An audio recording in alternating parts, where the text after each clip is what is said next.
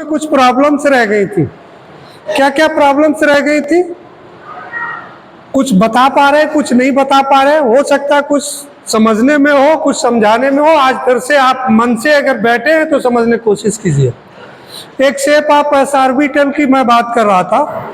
इसमें मैंने कहा था कि आपको ये स्फेरिकल होता है। कैसा होता है? स्फेरिकल होता है।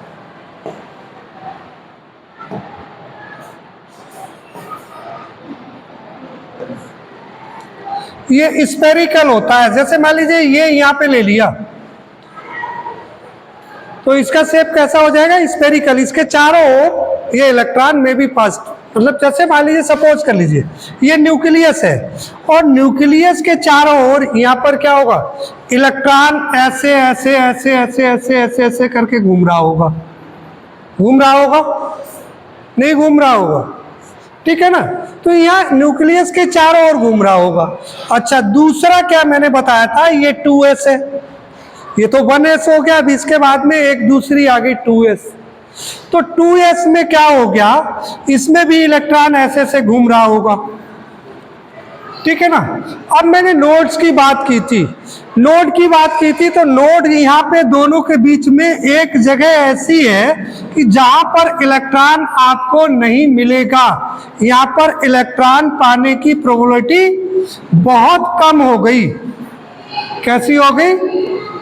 बहुत कम हो गई। यहाँ पर जो इलेक्ट्रॉन पाने की प्रोबेबिलिटी कैसी हो गई? बहुत कम हो गई। तो इसे क्या कहेंगे? इसको नोड कहेंगे। इतनी बात आपकी समझ में शायद आ गई होगी, ठीक है? ये मैंने बता दिया था। दूसरी चीज अब क्या है? दूसरा मैंने इसको बताने की कोशिश आपको की थी। इसमें कई बच्चों को कई जगह प्रॉब्लम्स थी। अभी देखो दूर होगी, प्रॉब्लम्स थी। अब क्या प्रॉब्लम है इसमें? नंबर एक तो मैंने बताया था शेप ऑफ ऑर्बिटल, इसका डंबल शेप होता है। कैसा होता है? डंबल शेप होता है, ठीक है? अब डंबल शेप होता है तो ये देखो बना हुआ है। इनके जो नाम होते हैं, पी ऑर्बिटल में कैसा होता है? ये इस टाइप से होता है बेटा, 1 2 3। यही हमने 3 यहाँ दिखाए गए। तो इसके लिए जो पॉसिबल वैल्यू होती है, ये एक होगी आपकी -1 0 +1। मेरी बात समझ रहे हो क्या? ये 3 वैल्यू पॉसिबल हो गई। इसके लिए एक जो सबके नाम दे दिए हमने तीनों के, ये ऑर्बिटल है, इसका क्या नाम, इसका क्या नाम, इसका क्या नाम है, इनका सबका नाम दे दिया। तो इसका नाम px दे दिया, इसका नाम py और इसका नाम pz दे दिया, राइट? अब देखिए कई लोग कई जगह या कई लोग पढ़ाते हैं तो उस समय इसको इस सीरियल में दे देते हैं। जैसे ये लिखा है इस सीरियल में दे देते हैं, बीच में 0 आया, इस 0 को pz कर देते हैं, राइट? जिसकी जो pz होगा, यहाँ कहने का मतलब जो भी pz है, इसकी वैल्यू हमेशा फिक्स रहेगी, दैट विल बी 0। बाकी px की वैल्यू मे बी -1 और मे बी +1। py की वैल्यू आल्सो मे बी -1 और +1। अगर ये -1 है तो ये +1 होगी, अगर ये माइनस है तो ये प्लस होगी। समझ गए इतनी चीज को? ये मेरे ख्याल से खूब समझ में आ जानी चाहिए आपको। pz हमेशा 0 को शो करता है। कौन सी वैल्यू को शो करेगा? 0 को शो करेगा। ये मेरे ख्याल से समझ में आ गई होगी चीज। दूसरी चीज अब मैं एक और बताने जा रहा हूं। इसमें क्या है कि जो डंबल शेप होता है, तो px की बात करें तो px है तो इसका मतलब ये x एक्सिस पे होगा। किस एक्सिस पे डंबल होगा? x एक्सिस पे। ये देखो बना हुआ है, ये किस एक्स पे है बेटा? ठीक है, यहां हमने एक्सिस बनाने की कोशिश की है। ये आपको देखो, ये z हो गया, x हो गया, y हो गया, ठीक है? अब यहां पर एक चीज आती थी, नोड की बात आती थी। देखो अब मेरी बात समझो। अब अगर हम कहें ये चीज है, ये चीज हो गई, बात को मेरी समझते रहना, ध्यान देने की चीज है। यहां पर क्या नाम है आपका? अरे आपसे पीछे केशव, आपको जरूर ध्यान देने की जरूरत है, ठीक है? कल प्रॉब्लम थी केशव को। अब देखो यहां पे ये चीज है, अब यहाँ पे आप कहोगे इलेक्ट्रॉन से नहीं हो सकता, लेकिन इसका जो इफेक्ट होगा ना, ये यहाँ तक इस डंबल का हो सकता है, इस एरिया में है, ये है नहीं है, हो सकता है। तो ये नोडल प्लेन नहीं हो सकता है, ठीक है। इलेक्ट्रॉन की प्रोबेबिलिटी कहाँ पे नहीं होगी, एक यहाँ पे देखिए, इस टाइप से अगर हम लगाएं तो यहाँ पर भी इसका इफेक्ट इस इलेक्ट्रॉन का यहाँ पे हो सकता है, तो ये भी पॉसिबिलिटी खत्म होगी, तो ये भी आपका नोट नहीं होगा। फिर कौन सा होगा, आप कहोगे सर ये बाई है, ये जेड एक्सिस है, तो यहाँ पर एक जो है ये होगा, ये आपका इंटरनोड मतलब नोड होगा। नोडल प्लेन कौन सा हो गया, ये वाला नोडल प्लेन हो गया। तो कितने नोडल प्लेन हो गए, एक हो गया। लेकिन यह पॉसिबिलिटी ये जो चीज है ना, इसकी नहीं है, तो इसको जो नोडल प्लेन को कहेंगे बाई जेड कहेंगे। क्या कहेंगे, बाई जेड कहेंगे, एक्स जेड ये गलत है, केवल बाई जेड होगा। नोडल प्लेन क्या होगा, बाई जेड होगा, राइट, समझ गए, एक नोडल प्लेन होगा। अब क्लियर हो गया केशव, हाँ ठीक है। दूसरा क्या है, P by, same P by में, सभी की समझ में आ गया, देवी जी आया, ठीक। अब देखो पी वाई कहता है कि डबल मतलब डंबल एलॉन्ग वाई एक्सिस, ये वाई एक्सिस के एलॉन्ग क्या होगा, डंबल होगा। तो इसमें देखिए भाई, ये जेड एक्स है, ये एक्स एक्स है, तो इसके बीच में सर ये वाला नोडल प्लेन हो सकता है। इसमें कौन सा वाला, ये वाला नोडल प्लेन हो सकता है, यहां से ये बोलो। तो नोडल प्लेन कौन सा हो गया इसमें, एक्स जेड हो गया। क्या हो गया बेटा, एक्स जेड। क्या मेरी बात समझ रहे हो, जो दोनों में नहीं है, बाई है तो बाई के अलावा कौन सा बचा, एक्स और जेड बचा, तो एक्स जेड इसमें नोडल प्लेन हो गया।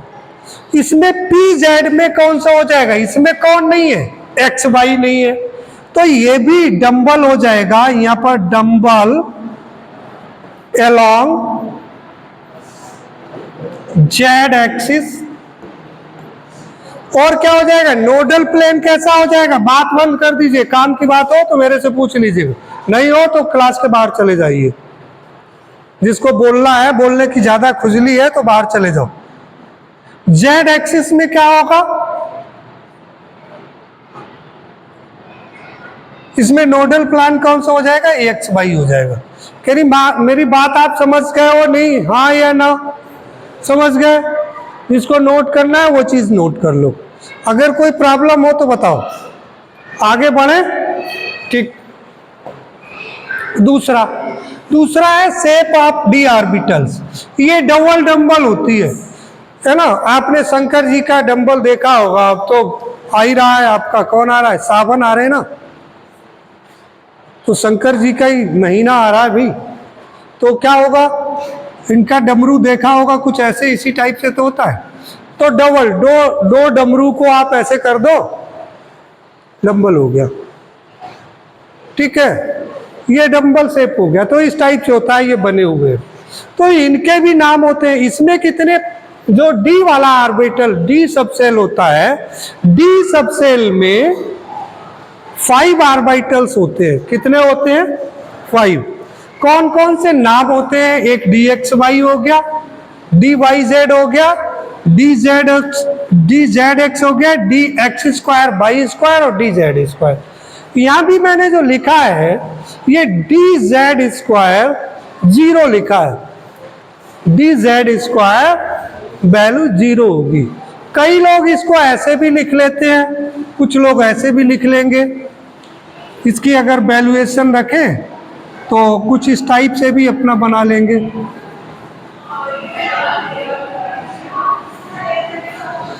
अब इसको +1 कर देंगे, ये +2।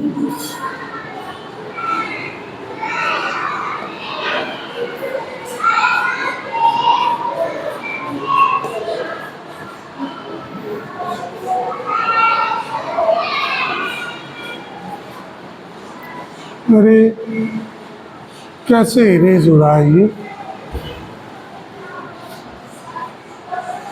दूसरी जगह बनाता हूँ, दूसरा पेज लेता हूँ मैं।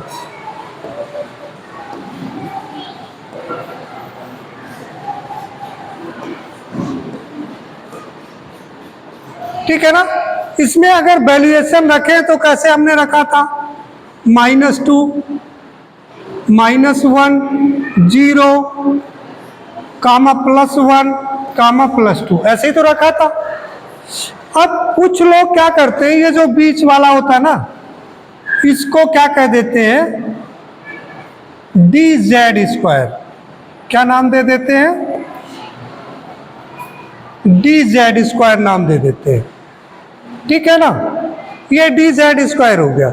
इसके बाद में इसको dx कर दिया, dx/, जो मैंने आपको दिखाया था इस टाइप से। तो इसकी जो dz² है, चाहे आप उस टाइप से दिखा दो, चाहे आप इस टाइप से दिखा दो, इसकी जो वैल्यू रहेगी वो हमेशा 0 वाली वैल्यू रहेगी। 0 के लिए फिक्स रहता है, बाकी के लिए फिक्स नहीं होगा। लेकिन 0 के लिए 0 की जो वैल्यू होती है dz² की, वो 0 ही रहेगी। अगर कोई इलेक्ट्रॉन इसमें है तो उसका कौन सा होगा, जो ऑर्बिटल्स होगा वो dz² होगा, अगर इसमें है वो तो। ठीक है, मेरी बात समझ रहे हो, मेरे ख्याल से समझ रहे होगे। अच्छा, अब इसमें एक फार्मूला है, इसमें नोडल प्लेन्स 2 होंगे। नोडल प्लेन कितने होंगे, 2। कितने नोडल प्लेन, 2। अब नोडल प्लेन 2 होंगे तो कैसे नोड निकालेंगे, इसमें नोडल प्लेन्स निकालेंगे कैसे। यहाँ एक मैंने नोट लिखा है, nodal planes will be found by other than 2 involve axis. जो 2 इन्वॉल्व एक्सिस है, जो पार्टिसिपेट कर रहे हैं, उनको छोड़ करके, उनके अलावा होगा। ये आप डायग्राम बना लो, ठीक है। और अगर नहीं बनाओ तो ये आपकी बुक में भी बने हुए हैं, चाहे तो आप बुक से हेल्प लेकर के आप बना सकते हो, अदरवाइज आप यहाँ भी बना सकते हो।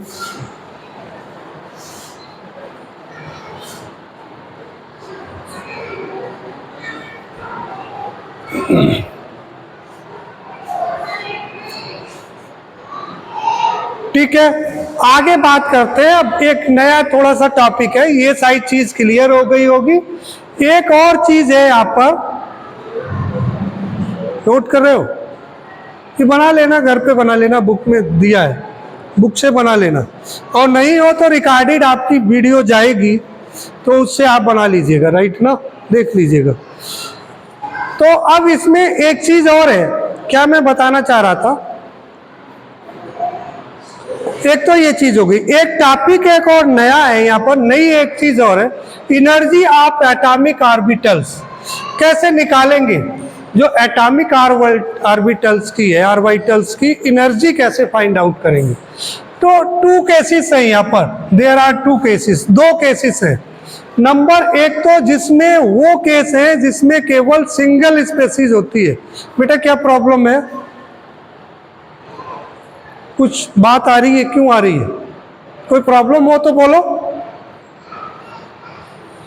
तो 2 केसेस है। नंबर एक तो वो स्पेसीज है जिसमें केवल सिंगल इलेक्ट्रॉन्स होता है, स्पेसीज लाइक जिसमें which have only 1 electron, case 1।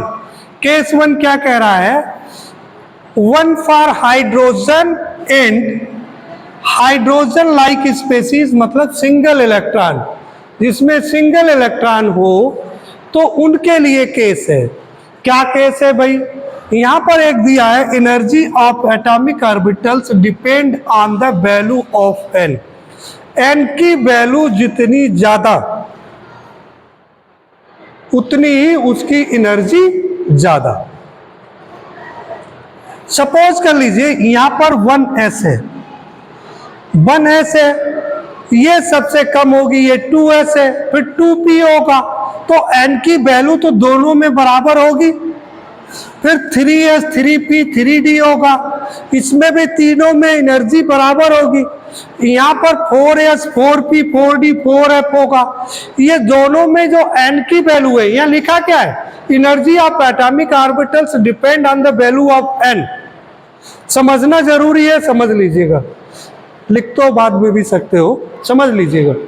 तो energy of atomic orbitals depend on the value of n, n पे डिपेंड करेगी। तो देखो यहाँ जो है इतनी चीज जो हमने अंडरलाइन की है, इसमें n की वैल्यू कितनी है, यहाँ भी 2 है, यहाँ भी 2 है, तो दोनों की एनर्जी जो है दैट विल बी इक्वल। यहाँ पर n की वैल्यू, यहाँ 3s 3p 3d, n की वैल्यू कितनी है, 3 है दोनों में, तो तीनों की एनर्जी इक्वल होगी। यहाँ पर देखिए n की वैल्यू 4 है,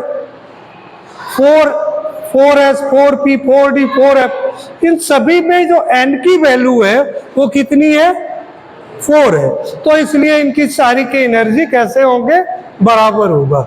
ये it is in the case of, किसके केस में है, सिंगल इलेक्ट्रॉन लाइक स्पेसीज के लिए है, ठीक है ना। अब इसी को एक होता है डीजनरेट एटॉमिक ऑर्बिटल्स। अब डीजनरेट एटॉमिक ऑर्बिटल्स क्या होता है, the orbitals whose energy are same,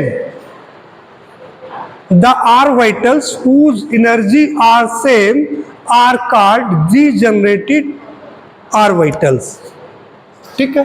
वही यह लिखा, atomic orbitals having same energy, जिनकी एनर्जी सेम है। एग्जाम्पल एक आप कहोगे सर आप एक एग्जाम्पल लिख दो, तो मैं एक एग्जाम्पल लिखता हूं, क्या हो जाएगा, जैसे मान लीजिए हमने यह लिखा 3s इक्वल टू 3p और 3d, ये क्या हो गए, इनकी सबकी एनर्जी इक्वल है, तो 3s 3p 3d क्या हो गए, डीजनरेटेड ऑर्बिटल्स हो गए, समझ गए। अगर हम कहें कि इसमें 4s 4p 4d 4f 3s 2p, इसमें आप डीजनरेटेड ऑर्बिटल्स को फाइंड आउट करो। मैं कह दूं कि 4s 4p 4d 4f 3s 2p में डीजनरेटेड ऑर्बिटल्स को फाइंड आउट करो, कैसे हो जाएगा भैया, 4s हो गया 4p हो गया 4d हो गया 4f हो गया, सर ये जो है ये चारों डीजनरेटेड ऑर्बिटल्स हो गए, क्योंकि इनकी सारे की एनर्जी कैसी हो गई, सेम हो गई। अरे समझ आया नहीं आया, हाँ या ना, तो ये हो गया आपका, तो ये बाकी क्या हो गया, ये आपके डीजनरेटेड सेल, डीजनरेटेड ऑर्बिटल्स नहीं है। अरे बोलो हाँ या ना, समझ में आ गया। अगला केस शुरू करूं, बोलो, 1 मिनट ना रुको भाई, आज बहुत कुछ कराना है, टॉपिक को खत्म करना है, चैप्टर को आज फिनिश करना है। केस 2, अब केस 2 में क्या है, ये 2 यहाँ पे ऐसे ये नहीं होना चाहिए, ये डैश इधर लगाना चाहिए, इधर का इधर लगा दिया, ये टाइप करने वाले को एक भी पैसा ना मिलेगा, मिलेगा क्यों, गलत टाइप किया। और मल्टी इलेक्ट्रॉन स्पेसीज, तो मल्टी इलेक्ट्रॉन स्पेसीज किसे कहेंगे, जिनमें एक से ज्यादा इलेक्ट्रॉन्स हो। बोलो भाई, मल्टी इलेक्ट्रॉन समझ गए, समझ में आ रहा है, नहीं अभी बोलो, बाद में नहीं, ठीक है। तो इसमें क्या होता है, इसमें energy of atomic orbitals depend on the value of both n and l। देखो एक चीज ध्यान रखना है, जो सिंगल स्पेसीज थी उसमें एनर्जी ऑफ ऑर्बिटल्स की हम कैसे फाइंड आउट करते थे, वैल्यू ऑफ n पे डिपेंड थी। लेकिन अगर मल्टी इलेक्ट्रॉन स्पेसीज है तो उसमें वैल्यू कैसे फाइंड आउट करोगे, n और l की दोनों की वैल्यू को ऐड करके, किसको, n और l की दोनों की वैल्यू को ऐड करके हम क्या निकालेंगे, एनर्जी फाइंड आउट कर लेंगे। अरे बात समझ आ रही नहीं, ठीक है। अब देखो क्या हो गया यहाँ पर, तो बोर वरी रूल है, एक बोर साहब ने बोर वरी रूल एक दिया, उन्होंने इसको N+L रूल भी कहते हैं। तो यहाँ पर इसमें भी दो चीजें हैं। नंबर एक, higher the value of N+L higher is the energy.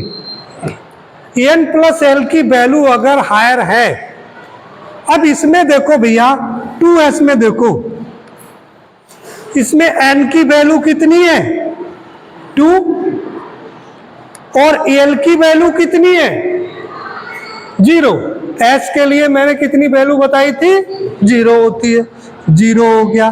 Total कितनी हो गई बेटा है 2 हो गई। अरे तो बताते पहले, इतना लेट कर दिया आपने। ठीक है, बात समझ आई। यहां देखो ये 3s में देखो यहाँ n की वैल्यू कितनी है बेटा 3 प्लस 0 कितना हो गया 3। अब देखो 3p में देखो n की वैल्यू कितनी 3 और p की वैल्यू l की वैल्यू p के लिए कितनी होगी 1 होगी, 1 कितना हो गया 4। 3d के लिए समझो बेटा, यहां पर n की वैल्यू कितनी है 3, d के लिए कितनी वैल्यू होती है, ये SPD की वैल्यू जिनको नहीं पता है वो पीछे की जो वीडियोस है ना उनको आप एक बार देख लो तो क्लियर हो जाएगा, उनमें बताया था, पीछे की क्लासेस में मैंने बताया था। तो 3 और 2 कितना हो गया 5। अब बताओ सबसे कम ये एनर्जी हो गई है 3, 4, 5, क्या ये सही ऑर्डर था? अगर क्वेश्चन आ जाए कि ऐसे आपको वैल्यू राइट करनी है, इस टाइप के क्वेश्चन जेई में नीट में बहुत आते हैं, ठीक है। इस टाइप के जितना भी क्वांटम नंबर और ये सारा है, ये आप ये समझो जो क्वांटम नंबर और जो अब ये जो सब पढ़ा रहे हैं और इलेक्ट्रॉनिक कॉन्फ़िगरेशन पढ़ाएंगे, इतने में कम से कम 2 नंबर आपको चाहे जेई में चले जाना चाहे नीट में चले जाना, 2 क्वेश्चन आपको मिलेंगे 100%। ठीक है, तो इसलिए ध्यान से समझ लो। कैसे फाइंड आउट करेंगे? बहुत इजी क्वेश्चंस होते हैं, केवल आपको कंसेप्ट क्लियर होना चाहिए। कंसेप्चुअल क्वेश्चंस आते हैं, समझ गए ना भाई? कोई प्रॉब्लम है किसी को? पार्थ है नहीं है, गुड। और किसी को बता देना भाई। तो ये चीज आपको समझ आ गई होगी, समझ आ गई। आगे बढ़े, एक एग्जाम्पल्स लेते हैं। Compare the energy of 4p, 5d, 6s, 7p। इसको आप करके देखो, एनर्जी कैसे कंपेयर करेंगे। देखो भैया 4p है सर, बहुत अच्छी बात है। यहाँ पे 4p में क्या करेंगे, इसकी एनर्जी n की वैल्यू 4 और p के लिए कितनी 1 इक्वल टू कितनी हो गई, ये 5 हो गई। अरे हाँ ना बोलो, समझ गए नहीं? 5d के लिए क्या हो जाएगा, n की वैल्यू 5 और d के लिए, कौन बड़बड़ा रहा है? बड़बड़ाओ मत पंडित जी, ये कथा करना दूसरी जगह, सत्यनारायण की कथा न चल रही है, ठीक है। ये 5 और d की वैल्यू कितनी होती है 2, कितना हो गया 7। 6s में क्या हो जाएगा, ये 6 हो गई और प्लस वैल्यू कितनी हो गई 0, तो कितना हो गया भैया 6 हो गया। 7p में कितना हो गया 6 प्लस 1 इक्वल टू 7। अच्छा 7 होगा, बहुत बढ़िया, तुम लोग बहुत होशियार हो गए हो। 7 प्लस 1 कितना हो गया भाई 8 हो गया, बहुत अच्छी बात है, राइट। अब इसको आप लिख दो, कंपेयर कर दो। सबसे पहले क्या आएगा, सबसे पहले 4p, फिर 6s, फिर 5D, और फिर क्या मेरी बात समझे? क्या इस टाइप के क्वेश्चंस आप कर लेंगे, हाँ या ना? सभी की समझ में आ गया? आ गया तो आगे बढ़े। समझ में आया? नहीं आया? अच्छा, इसमें क्वांटम नंबर्स बहुत जरूरी हैं। जो बच्चे आज आए हैं वो पीछे को आप देख लेना, वो सारी की सारी आपको यूट्यूब पे मिल जाएगी। कौन सी? नीचे में क्या है बेटा? 4p5 है ना, इसकी एनर्जी सबसे कम है, तो यहाँ पे कम लिख दिया। 4p is smaller than 6s, इसके बाद में 6s की 6 है, फिर 7 है, फिर 8 है। बेटा ये देखो सबसे कम कौन है? ये है, इसके बाद में ये है, फिर ये है, और सबसे ज्यादा ये है। तो नंबर 1 पे ये हो गया, 2 पे ये हो गया, 3 पे ये हो गया, 4 पे ये हो गया। यही तो सीरियल नंबर हो गया। बस ये चीज कर दी गई और कुछ नहीं किया गया। बोलो भाई।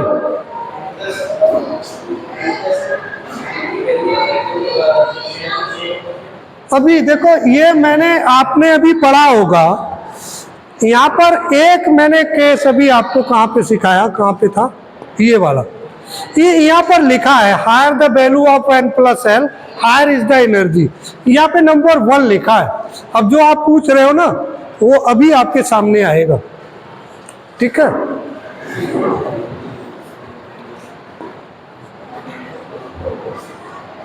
अच्छा, ये क्या चीज लिख दी? ये पता नहीं क्या लिख दिया, ये क्यों लिखी, समझ में नहीं आ रही। अच्छा, ये पीछे वाला वो लिखा होगा, चलो कोई बात नहीं। अब इसको देखो, अब यहाँ पर है orbitals having same value of n+l। आपकी बात आ गई, मुझे पता था आप ये पूछोगे, इसीलिए मैं पहले से ही करके लाया, ठीक है? अगर n और l की वैल्यू सेम हो तो क्या होगा? तो वहां पे होगा higher is the n, higher is the energy. अगर n की वैल्यू हायर है तो क्या होगा? जैसे सपोज कर लीजिए 3s है, 3 में 3 प्लस s की वैल्यू 0, ये कितनी होगी बेटा? 3। यहां देखो 2p में 2 प्लस p की वैल्यू 1, कितना हो गया? 3। ये दोनों बराबर आ गए। अब इसमें कैसे पहचानेंगे? हायर, फिर मैंने लिखा higher is the value of n। उस केस में जिसकी n की वैल्यू ज्यादा है वो एनर्जी ज्यादा होगी। उसमें वैल्यू n की किसमें है? यहाँ 3 है ना, और यहाँ n की वैल्यू 2 है, तो बेटा किसकी एनर्जी ज्यादा होगी? 3s की। समझ गए, हाँ या ना? समझ गए पॉइंट को? ठीक। अब कहता है एक क्वेश्चन, लगे हाथ कर लीजिए, arrange the 4d 5p 5f 6p in the order of decreasing energy. Decreasing energy के ऑर्डर में लिखना है। अब सर इसको पहले निकालना पड़ेगा, 4d की एनर्जी निकालेंगे तो कैसे निकालेंगे बेटा? इसमें 4 प्लस d की कितनी हो गई? 7 हो गई। अरे बोलो, अरे बहुत बढ़िया, इसे कहते हैं, देखो ये बात हुई ना, अब तुम होशियार हो रहे हो। तो ये 2 हो गया, लो ये भी पीछे पड़े, 6 आ गया, हो गया। अब देखो दूसरा क्या है? 5f। इसमें क्या हो जाएगा? 5 प्लस f के लिए n की वैल्यू कितनी हो जाएगी? 3। कितना हो गया? 8। बहुत बढ़िया। अब फिर क्या है? अच्छा 5p के लिए देख लो, 5 प्लस 1 इक्वल टू कितना हो जाएगा? 6। अब देखो फिर क्या होगा, नेक्स्ट क्या है 6p। 6p के लिए क्या हो जाएगा बेटा 5 वो 6 प्लस 1 7। अब यहां पर डिक्रीजिंग ऑर्डर में कह रहा है, मतलब घटते हुए क्रम में। सबसे पहले बड़े में क्वेश्चन को पढ़ना जरूर है।